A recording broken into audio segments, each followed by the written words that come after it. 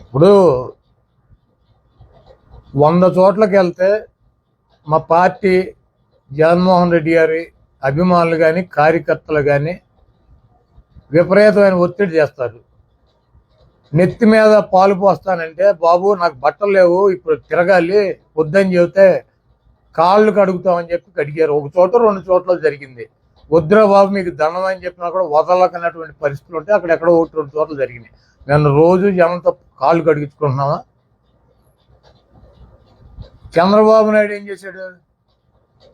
లోకేష్ ఏం చేశాడు? పవన్ కళ్యాణ్ ఏం చేశాడు? వీళ్ళ డప్పులు వీళ్ళే పెట్టుకుని, వీళ్ళ తమ్ముళ్ళని వీళ్ళే పోగేసుకుని, వీళ్ళ దండలు వీళ్ళే తెచ్చుకుని, మరి ఇవన్నీ ఏంటి? ఏబిఎన్ రాధాకృష్ణకి, రామోజీరావుకి, బిఆర్ నాయుడికి వీళ్ళ కళ్ళు మూసుకుపోయినాయి. చంద్రబాబుని ఎట్టగొట్టి ఆ సీట్లో కూర్చోపెట్టి ఈ రాష్ట్ర ఖజానాన్ని వాళ్ళ ముగ్గురు దోసుకోవాలన్నటువంటి ప్రయత్నం జరుగుతుంది. ఇది ఒక సబ్జెక్టా? ప్రచారంలో వెళ్తే ఒక చెంబు నీళ్ళు కాళ్ళ మీద పోతే అదొక సబ్జెక్టా?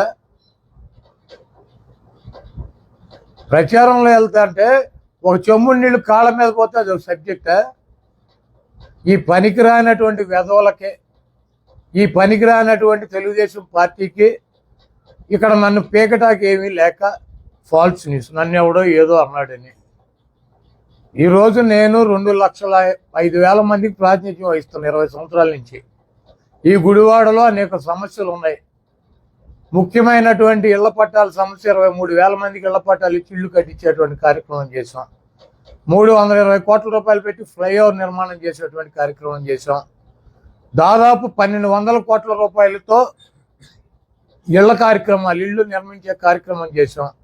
అదేవిధంగా మంచినీటి అవసరాల కోసం 200 కోట్ల రూపాయలు ఖర్చు పెట్టాం. రోడ్లు వేయటానికి 200 కోట్ల రూపాయలు ఖర్చు పెట్టాం. ఎన్ని చేసినా కూడా డ్రైన్లనో రోడ్లనో సమస్యలు ఉంటానే ఉంటాయి.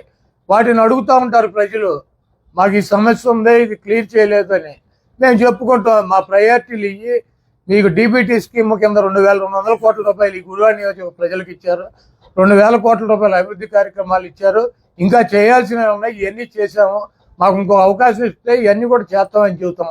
దానికి ఏదో నన్నేదో నిలదీశారని, నన్నేదో ఎలగొట్టారని ఈ పొకోడి న్యూస్ వేసి పొకోడి నా కొడుకులంతా ఆనందం పొందుతున్నారు. గుడివాడలో కొడాలని ఓడించడం, ఈ రాష్ట్రంలో జగన్మోహన్ రెడ్డిని ఓడించడం ఈ పొకోడి వాళ్ళకి సాధ్యం కాదు. ఇది రాసి పెట్టుకోండి. జూలై 4వ తారీఖు మళ్ళీ మాట్లాడదాం.